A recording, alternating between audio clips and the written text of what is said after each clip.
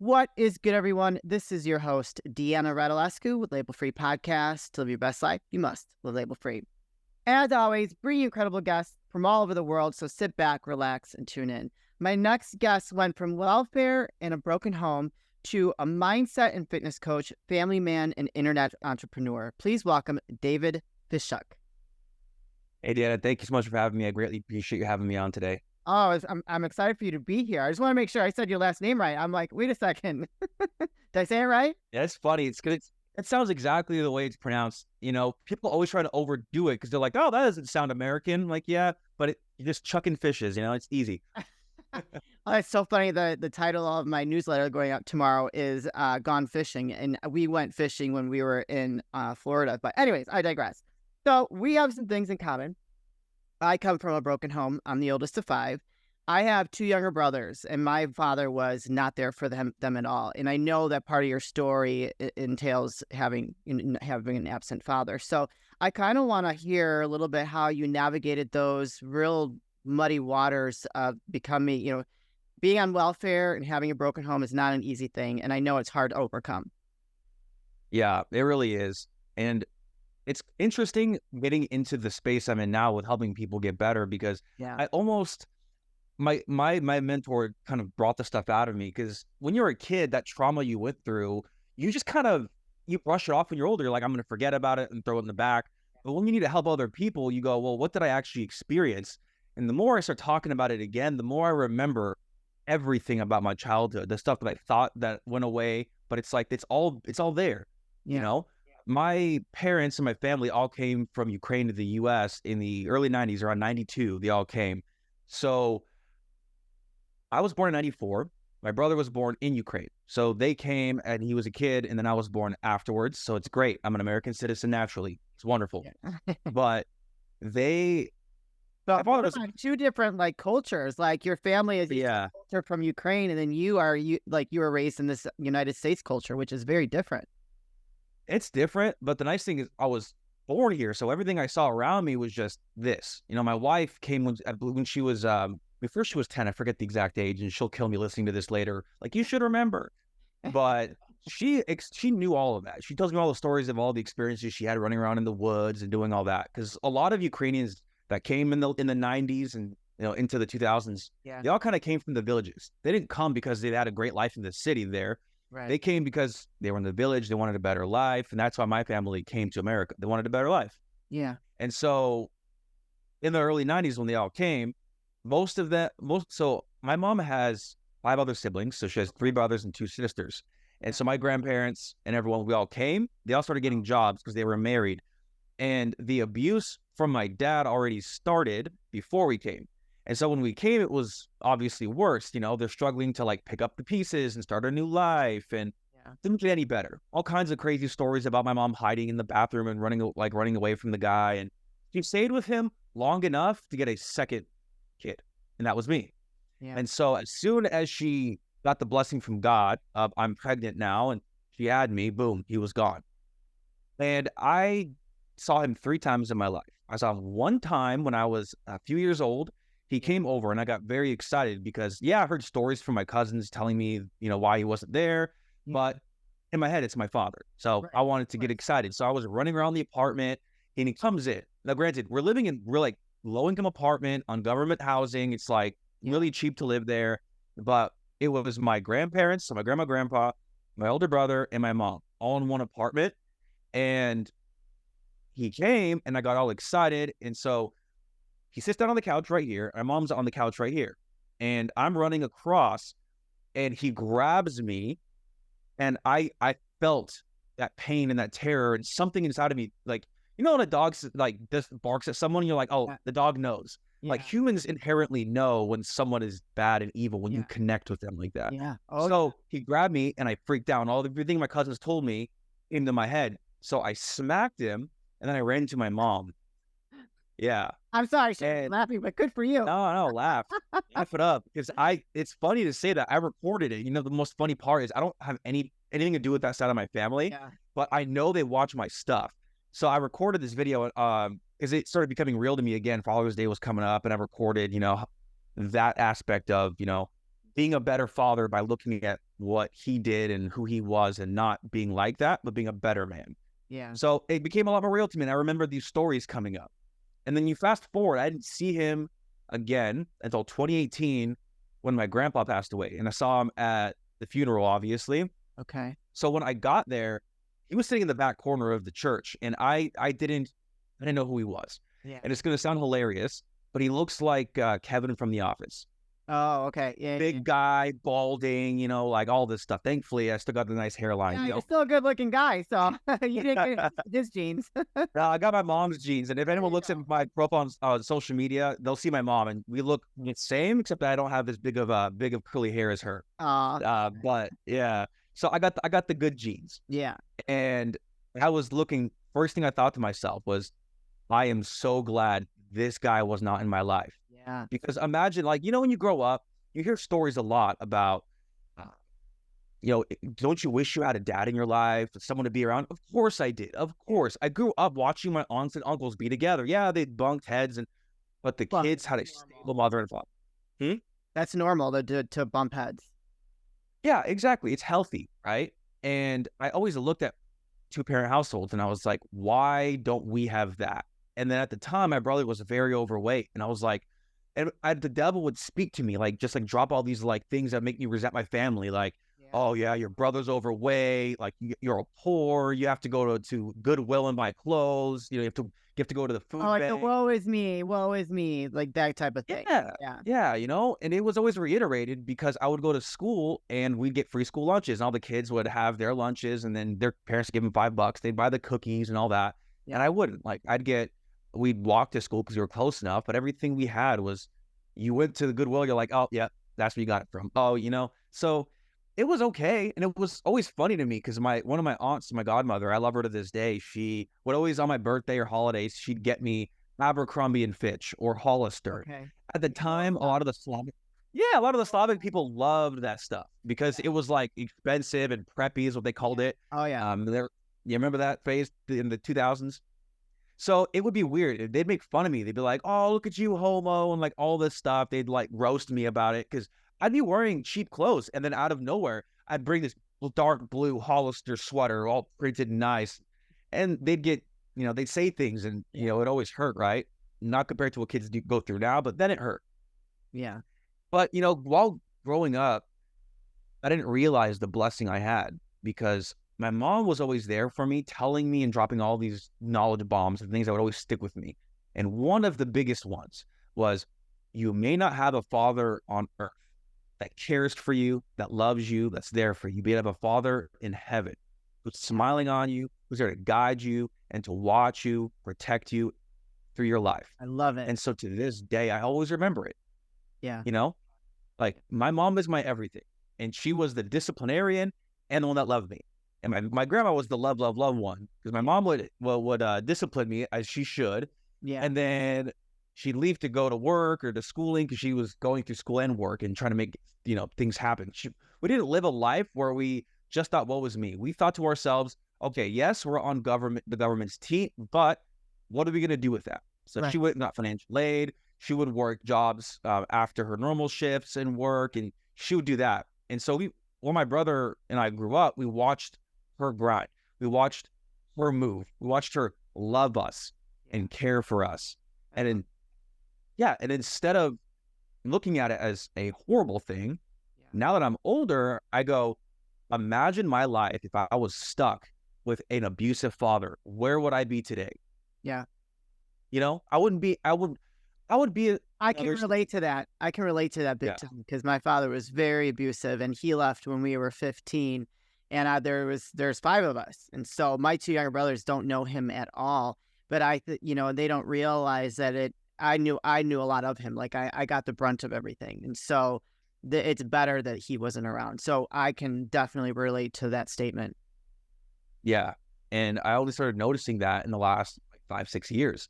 Because me and my brother, we both left high school early, and we went to college. It was called Running Start. Okay. So you would be able to use, the government, if you had a certain income level, they would let you go to college and high school in 11th and 12th grade to start getting a 2-year degree Oh, at the wow. same time you're finishing your high school credits, Okay. which was great, Yeah. right? I don't know I've never heard of where that. else. I've never heard of that. Yeah, it's I guess Where are you located? Like what part of the? just outside of Seattle, Oh, Washington. okay. Okay. I mean, there's good and bad things about those types of programs, right? Yeah. Yeah. But I used the system to its advantage, and we were the first in our family to get degrees. And it's you look at that and you go, a lot of my cousins would drop out and start working at a job, at a construction job or a warehousing job or one of these like hands-on jobs that all my uncles are working. They get injured on the job and all of that, but it was good enough money to support their families, so they naturally would follow in the footsteps of their parents. And because of us not having that, we were like, okay, well, where do we want to go? Yeah. And we wanted to prove everybody wrong. I've had plenty of instances where there are certain people in my family, an aunt or an uncle, that would say these words that would cut so deep. And when it's repeated more than one time, you never forget them. Yeah. They would laugh at us. They would look down on us. Not always, Not but very at nice. times. I mean, the Ukrainian culture is everyone wants to be the best. Okay. So if you're not the best, like everyone just looks down on each other. It's just one of those things. There's a lot of like Europeans are like that. If you're not in like the newest car, you're not in the newest fashion, they look at you like, what are you doing, buddy? Yeah. It's so weird. That's why a lot of people are broke in that type of scenario. They max their credit cards out to the hill. They always look rich on the outside, but on the inside they're broken and they're miserable. Yeah. Right? I didn't realize that until I started making money. And I was like, oh, so everyone else is buying the fake items. They're doing all of this other stuff. And I grew up assuming that everyone was good and they're wealthy, but it's just all outside. Yeah. They're crying on the inside. Yeah. So there's the things you don't realize. But when you're going through it as a kid and you're like, why are they being so mean to us? They would like say, they would make fun of my brother or me. And we'd go to a camping trip every summer. And there was more than one summer where me and my brother would be in our tent in tears because they would say something or do something, and it was horrible. I love them all to this day. I don't hold those grudges. Yeah. What I do is I look at everything in my life, all the problems, miseries that I've had, and I look at that as a lesson that built my character to the man I am today. Yeah. I mean, well, look what you're doing now. I mean, I think that had you not had those experiences and some of those struggles, you wouldn't be wanting to help other people, with their mindset and their fitness and just ultimately becoming the better version of themselves. And I think that your story will resonate with so many people out there that are listening, that they're gonna be like, hey, I like his story. I wanted to learn more about improving my mindset, because had you not gone through that, do you think that you would be as strong as you are today? No, and I learn all the time. Yeah. I always thought that like when I reach a certain level in my business or a certain level in my life, that everything's going to be great. But in those moments where you think everything is so great and you relax, take your foot off the gas pedal, boom, something else hits you. Yeah.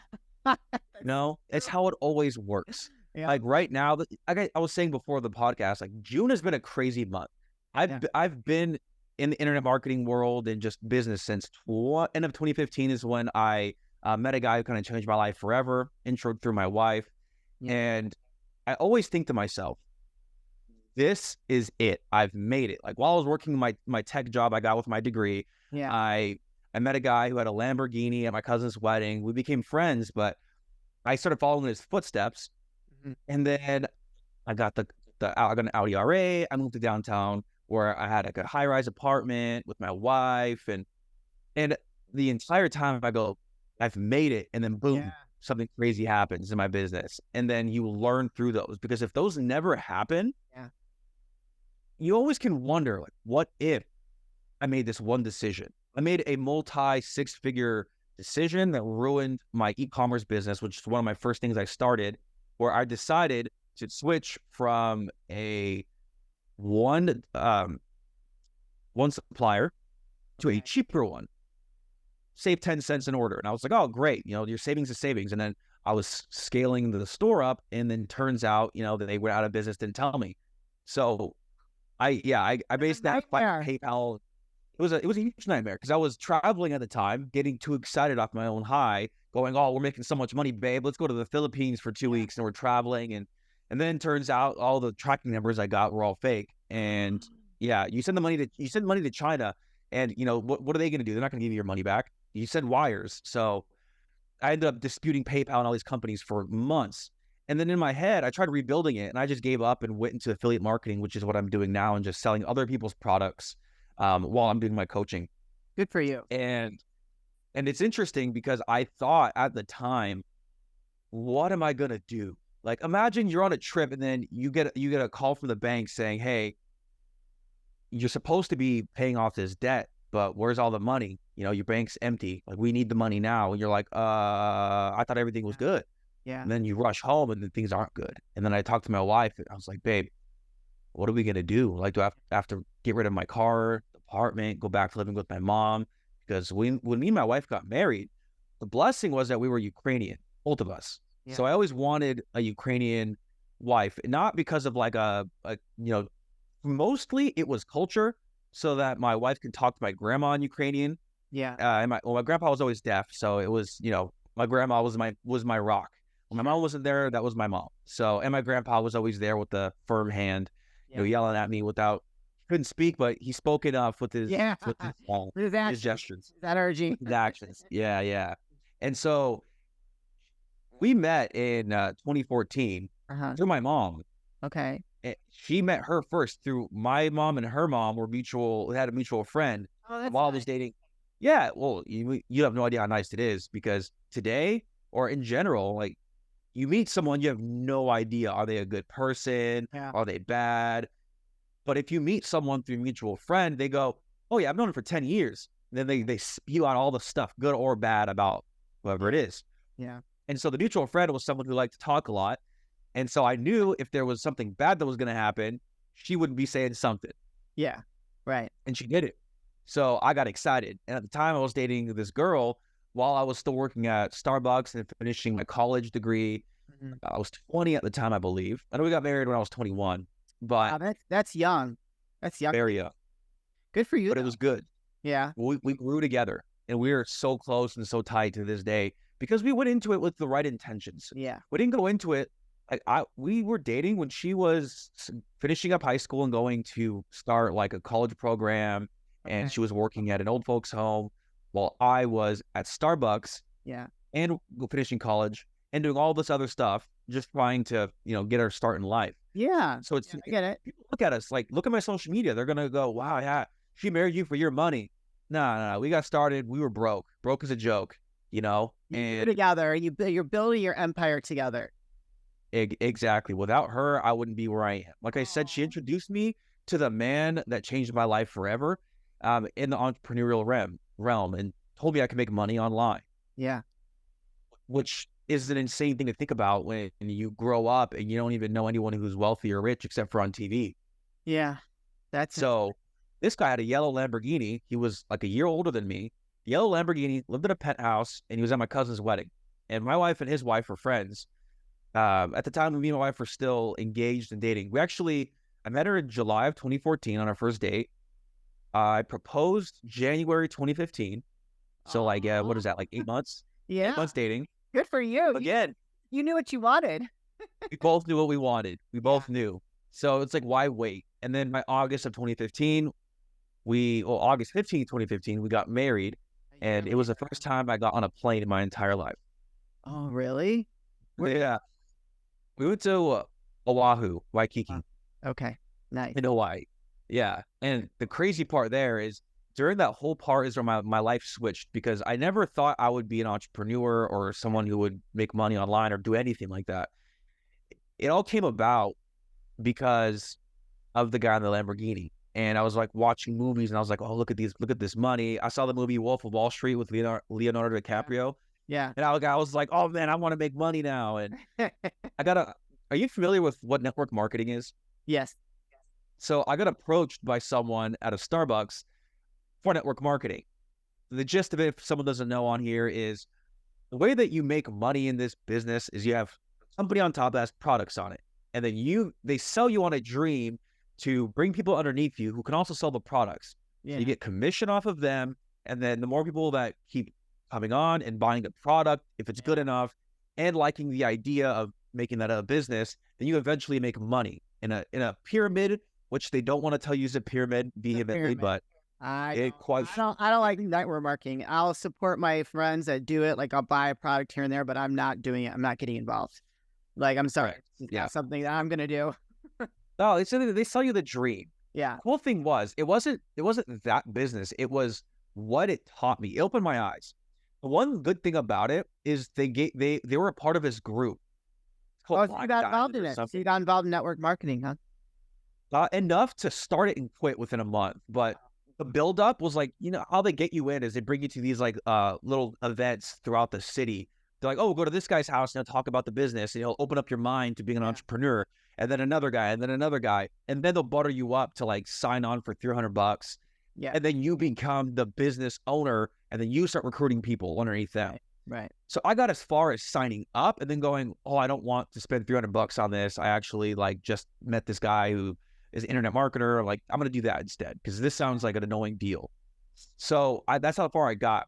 But going to these meetings and the guys on there talking would say stuff like, have you never been on a plane before? What is your only vacation not going to Italy? It's just going camping in Eastern Washington. And I was sitting there like, oh, that's us. We go every year camping. I do kind of want to go to Italy and all these places. They sell you this dream. And so I started dreaming for the first time in my life. I was like, whoa, I could have all these things. I'm not just going to be on welfare forever. I'm not just going to be going to a job every day. Like I could achieve something with my life. This is where I saw it. That's great. Yeah. That's a great take. And so it is it is an interesting part though, because at that same time, I just finished my degree and got a job in downtown Seattle. And I would take the bus. So I would I'd drive about 20 minutes to the bus stop, take a bus at 5 a.m. down to Seattle, which would be another 30-ish minutes. And the first day, I went from making $10 an hour or less at Starbucks and part-time to $20 an hour full-time. So I was raking in the dough, in my 20-year-old head. And so I get to the bus stop the first day. I'm like, look at all these people. I imagine like New York subways and, this is what everybody does. Oh, yeah. Yeah. So cool I get on there. It's a cool feeling when you get to that place, because I had a job downtown Chicago, and I remember like jumping on I took the train, and it's a very surreal feeling. I loved it. I mean, I don't know about you, but I just loved it. I did. All that energy. Thing. All that energy. It did initially, because who doesn't like it, right? It's until your mind is unlocked to what's out there that you go, this is actually, this is like a jail cell almost. I call it like sardines in a can. They're all going to the same place, the same thing. At first, I was like, this is exciting. Old guys, young guys, like families on there. All this is so cool and exciting. I'm a part of everything. And then when my mind got unlocked to what's out there, started listening to these tapes and put them on my phone. And I'd listen to them on the bus ride. And all of a sudden, my mind switched to all this together to, this is kind of sad and disappointing that these people are on here. And this old guy has to go on the bus still. And he's like in his 70s going down, reading a newspaper every day. I know the exact bus stop he'd get off in downtown. I knew everything. And so I'd look at that stuff and I'd go, this is actually very depressing. I don't want to do this for the rest of my life. I don't want to be that old on a bus going to Seattle to barely make ends meet. And nothing is wrong with that. If that is your happiness in life, go ahead. Sure. But there is something special about certain individuals where they open their mind to what is really out there and the possibilities when it's all on you and you make the decisions. You create the life that you've always dreamed of, and you can have it all if you have the right mindset, the right disciplines, and you can organize your life and help others do the same. Yeah. You're giving me chills. Okay. That is just awesome. So let's talk really quick about your mindset and being a mindset and fitness coach before we start wrapping things up. But that last piece just gave me goosebumps. I love it. So what made you get into being a coach as far with fitness and mindset? So it all started from that first mindset switch and then making money and then losing a bunch of it, making it back, and always going on this roller coaster of my emotions would never be stable. And the deep part of me was I had different vices and addictions. I had a problem with porn since I was around 12 years old and got introduced to it, that it was always in this back part of my brain. My wife never knew, no one ever knew, but guys would always talk about it. You'd hear people talk about it. And so on the surface, I would look like I had it all, but on the back end, I was suffering in silence, felt like I was a slave to it. and my mind was stuck in this spot where I would always feel behind, always anxious. I'd wake up late in my day. I look really good and fit now, but I did when I first got married, I looked great, and then I fell off making money and then just not caring about my health. And so everything deteriorated. It was easier for me to fall to my temptations and my vices, aka the porn, and I had a problem with Adderall for a while. All of these things that, you wanted to stay hyper, you want to stay awake, and you hear these lies about, porn can help reduce your stress. And so I'd pitch myself. Who told you that? Oh, I mean, go on. If you find someone on Instagram, they'll just say, because it releases dopamine or whatever, It's really horrible. It's disgusting. Trust me, it's disgusting. And I could never figure it out. Like, church wouldn't help. I didn't want to go to my wife about it for a long time. And so you go on this cycle of talking to friends about it, and they help you for a day. And it is until you create a mind so strong and so disciplined, where when you wake up in the morning, instead of being a slave to your day, a slave to your vices, your problems, your addictions, drinking alcohol, weed, drugs, slothfulness, all of these things, we all have our own vices and problems. Yeah. But what I do now and how I conquered that problem in my life and why I'm more free than I have ever been, and it was the only reason why I'm able to coach people, is because I freed myself. And so now I'm helping others free themselves. It doesn't have to be my vice that I had. I've helped guys addicted to video games, funny enough, where they would play video games nonstop and they wouldn't want to be in life anymore. Yeah. And then I freed him of that. And one of my clients went from making good money to 6 figures a month all of a sudden, because he's like, whoa, you unlocked my brain, and now I can all of a sudden wake up earlier. Now I'm in more of gratitude, where I'm looking at everything and saying, thank you, God, for this. Thank you for that. And then you're in an abundance mindset.